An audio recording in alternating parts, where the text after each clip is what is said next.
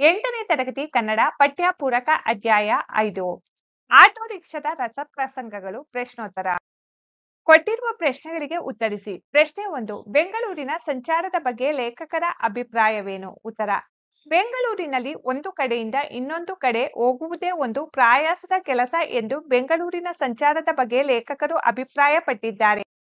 ಪ್ರಶ್ನೆ 2. ದೇಹಕ್ಕೆಲ್ಲ nut Bolt ಹಾಕಿಸಿಕೊಳ್ಳುವುದಕ್ಕಿಂತ ಯಾವುದು ಲೇಸು? ಉತ್ತರ: ಕೈಕಾಲು ಮುರಿದುಕೊಂಡು ಮೂಳೆ ವೈದ್ಯರ ಕೈಗೆ ಸಿಕ್ಕಿ ದೇಹಕ್ಕೆಲ್ಲ ನಟ್ಟು ಬೋಲ್ಟು ಹಾಕಿಸಿಕೊಂಡು ಬದುಕುವುದಕ್ಕಿಂತ ಅಲ್ಲಿಯೇ ಭಗವಂತನ ಪಾದಾರವಿಂದವನ್ನು ಸೇರುವುದೇ ಲೇಸು. ಪ್ರಶ್ನೆ 3. ಸಿಡುಕಿನಿಂದ ಆಟೋ ಸ್ಟಾರ್ಟ್ ಮಾಡಿದ ಆಟೋ ಚಾಲಕ ಏನೆಂದು ಹೇಳಿದ? ಉತ್ತರ: ರೀ ಸ್ವಾಮಿ, ಸುಮ್ಮನೆ ಕುಳಿತುಕೊಳ್ಳಿ, ನಿಮ್ಮಂಥವರಿಂದಲೇ ಆಕ್ಸಿಡೆಂಟ್ ಆಗುವುದು, ಹತ್ತುವುದಕ್ಕಿಂತ ಮುಂಚೆನೇ ಅಪಶಕುನ ಎಂದು ಸಿಡುಕಿ ಗಾಡಿ ಸ್ಟಾರ್ಟ್ ಮಾಡಿದ ಆಟೋ ಚಾಲಕ. ಪ್ರಶ್ನೆ 4. ಲೇಖಕರಿಗೆ ವಿಮಾನ ಯಾನದ ಬಗ್ಗೆ ಭಯವಿಲ್ಲವೇಕೆ? ಉತ್ತರ: ಲೇಖಕರಿಗೆ ಅಲ್ಲಿ ಭಯವಾಗುವುದಿಲ್ಲ, ಏಕೆಂದರೆ ವಿಮಾನಕ್ಕೆ ಯಾವಾಗಲೂ ಎಮ್ಮೆ, ಹಸು, ಜನ ಅಡ್ಡ ಬರಲಿಲ್ಲ. ಜೊತೆಗೆ ವಿಮಾನವನ್ನು ಓವರ್ಟೇಕ್ ಮಾಡಿದ ಪ್ರಸಂಗವೂ ಇಲ್ಲ. ಅದಕ್ಕಾಗಿ ಲೇಖಕರಿಗೆ ವಿಮಾನ ಯಾನದ ಬಗ್ಗೆ ಭಯವಿರಲಿಲ್ಲ.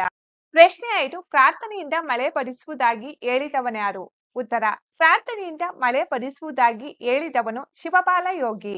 ಪ್ರಶ್ನೆ 6. ಆಟೋ ಚಾಲಕರಲ್ಲಿಯೂ ಮಾನವೀಯತೆಯನ್ನರಿತ ಪ್ರಸಂಗದ ಬಗ್ಗೆ ತಿಳಿಸಿ. ಉತ್ತರ: ಲೇಖಕರು ಜಯನಗರದಲ್ಲಿರುವ ನ್ಯಾಷನಲ್ ಕಾಲೇಜಿನಲ್ಲಿ ಕಾರ್ಯಕ್ರಮವನ್ನು ಮುಗಿಸಿಕೊಂಡು ರಾತ್ರಿ 10 ಗಂಟೆಯ ಸಮಯದಲ್ಲಿ ಊಟವಿಲ್ಲದೆ ನ್ಯಾಷನಲ್ ಕಾಲೇಜ್ ಹಾಸ್ಟೆಲಿಗೆ ಹೋಗಲು ಆಟೋ ಹತ್ತಿದ್ದನ್ನು ಗಮನಿಸಿದ ಚಾಲಕ, ಯಾಕೆ ಸರ್, ನಿಮಗೆ ಮನೆ ಇಲ್ಲವೇ? ಊಟ ಇಲ್ಲದೆ ಇದ್ದರೂ ಪರವಾಗಿಲ್ಲ ಅಂತ ಹೇಳುತ್ತಿದ್ದೀರಿ ಎಂದು ಕೇಳಿದರು. ಇಲ್ಲಪ್ಪ, ನನಗೆ ಮನೆಗಿನೇ ಇಲ್ಲ, ನ್ಯಾಷನಲ್ ಕಾಲೇಜ್ ಹಾಸ್ಟೆಲ್ನಲ್ಲಿದ್ದೇನೆ ಅಂದರು. ಇಷ್ಟು ಹೊತ್ತಿನಲ್ಲಿ ಉಪವಾಸ ಮಲಗಬಾರದು ಸರ್.